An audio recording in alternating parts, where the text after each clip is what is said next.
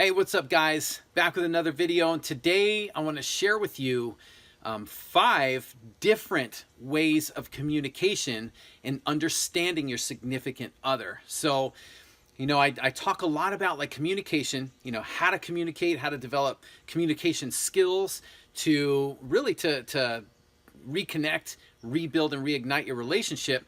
But it's funny because a lot of communication, and most of it, 80 to 90% of it really it's not done with words.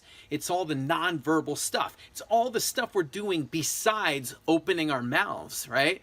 And it's funny too because you can learn a lot. I remember, I had a 16, almost 17-year career as a personal trainer. I had my own business for a while, and I worked with so many clients over the years.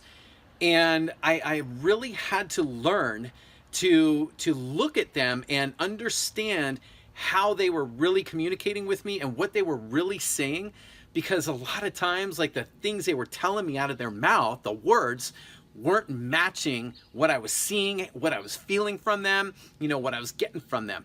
And I really had to learn that. And even it's so true, because even in 18 years of marriage, even as a dad, to a now 10-year-old going on freaking 15 year old daughter, and having to understand that, and being able to really identify and to work with and understand how to relate to these people in my life.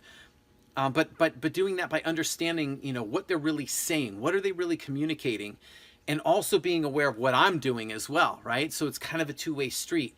So this is what I'm going to share with you: 5 different ways of communication, really, that it could be your kids, it could be your spouse, or it could be, if maybe you're not married, your significant other. It could be friends, family members, coworkers, your boss. But it's really important, because if you can understand what they're really saying to you, man, you can really transform any relationship, okay? Okay, so number 1 is, it's the most obvious thing. It's right here, right? Cut off my head, and it's right here. Body language. Body language, or posture, we could say, okay? So, we're kind of talking about like the same thing. You're really looking at somebody's body, how they carry themselves, the position they're in. If somebody is talking to you and they're slumped down like this and they're kind of looking like that, and you ask them, how you doing? They go, oh, I'm great. My day's wonderful. Right? The words aren't going to match what they're showing you. In body language, is like, to me, that's the most reliable form of communication beyond the words, right? Because a lot of times we're saying things, but we're feeling something else. And when you're feeling it, your body doesn't lie, right? Your body is not going to lie, because your body can't hold on to anything that's like not true for very long. Okay, so number 2 is facial expressions.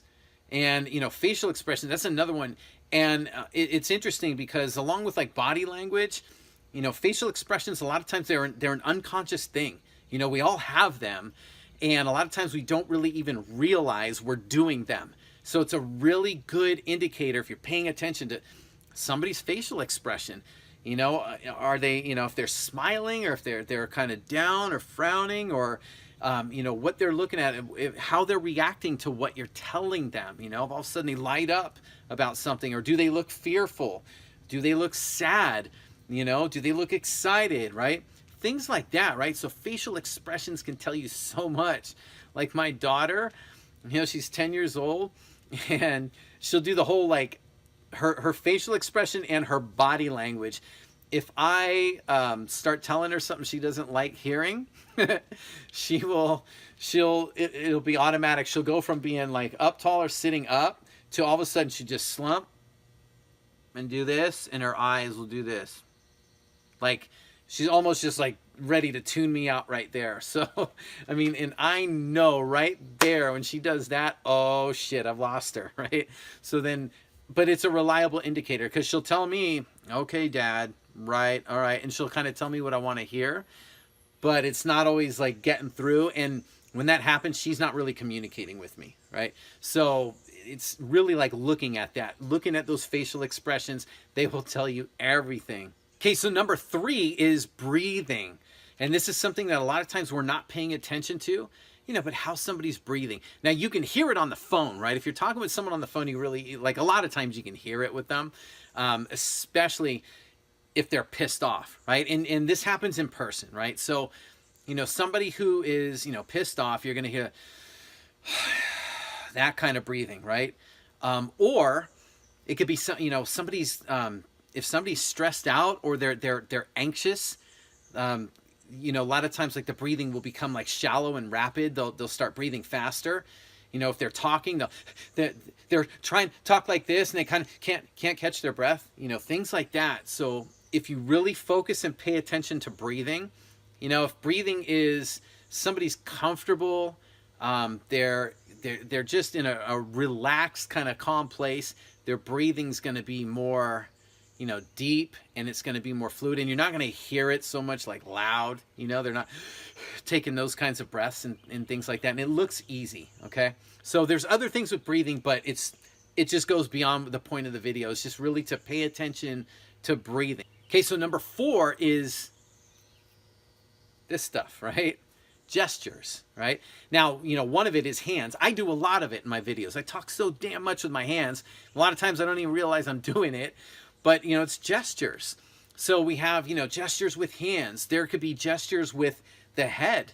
If somebody just drops their head all of a sudden, or they're, all of a sudden they move in, they're looking at you that way, or they have some kind of reaction to something that you say, or, the head moves back, or, there's all kinds of different gestures. If they point a finger, they're ready to reply to you, or you struck a nerve with them, you're going to know by their reaction to it, by their gestures. So really paying attention to gestures there I go again with the hand thing, but that can tell you a lot, right? And when you know these kinds of things, when you see, how communication's happening, and you can kind of understand a little bit more what's going on inside the other person. You get a better idea of kind of what they're feeling, what kind of emotional state they're in, even though you may not know it exactly. It's not like being a psychotherapist or whatever, and you're going to pinpoint every little thing going on, but it really gives you a heads up. It really gives you some insight, so that you, like I said before, like where to take the conversation, whether this is the right time to talk about this right now. Maybe we should talk about something else, or maybe the person just needs space and needs you to back off right now, right? So again, a lot of these things, and particularly gestures, are another way that you can get a lot from that. All right, and then number 5 is eye contact, right? And it's a little bit tricky sometimes because, typically for most people, when you're really engaged in a conversation, when somebody's really being honest with you, they'll tend to make eye contact with you, right? If it's really important, something they're saying, or something that they're really like, pouring everything into, there's going to be eye contact. Somebody typically, if they're shifting around, they won't look at you very long. They're down here and this stuff, that tells you a lot, right? And also, if somebody you're talking and they're kind of looking around and they're not looking at you and they're just kind of doing this stuff and looking all different directions, that's also telling you something too, that they probably don't want to be having that conversation right now. They're not interested, or now's not the right time, or their head's just in another place. So eye contact it's an important one. But it can be tricky too, because like for me, I do it a lot when I'm talking with someone. Even now I kind of do it here and there.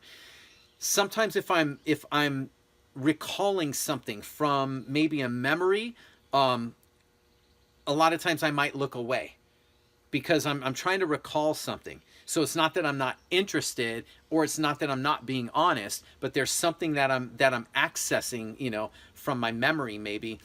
Other times when I'm listening to somebody, because I'm listening, like sometimes I won't look right at them. I might look down here, but I'm listening, right? I'm just taking in the words without being distracted, because sometimes it could distract me if I'm looking at someone, especially if they're really animated, with things like that, and I just want to hear the words, right? So sometimes I'm just listening that way. That could be like, some people could be like that. You might be like that too. I don't know, but it's just saying that eye contact, it's something like a tool, right?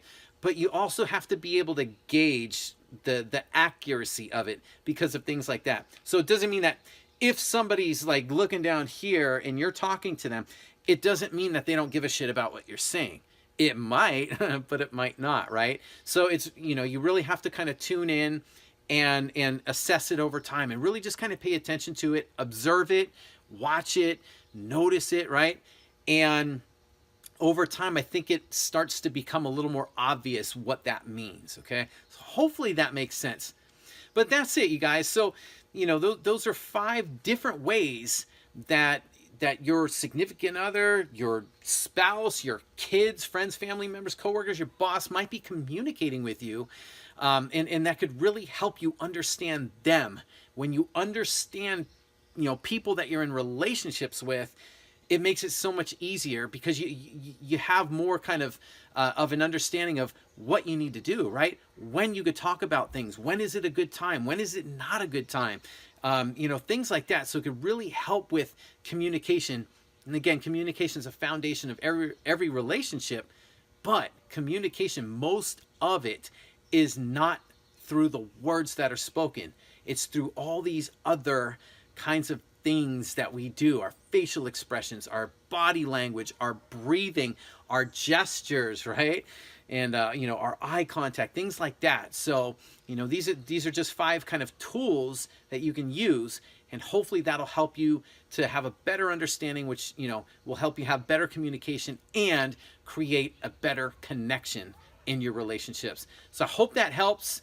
Let me know if you have any questions. Until next time, have faith, follow your heart, and trust yourself. Talk to you soon.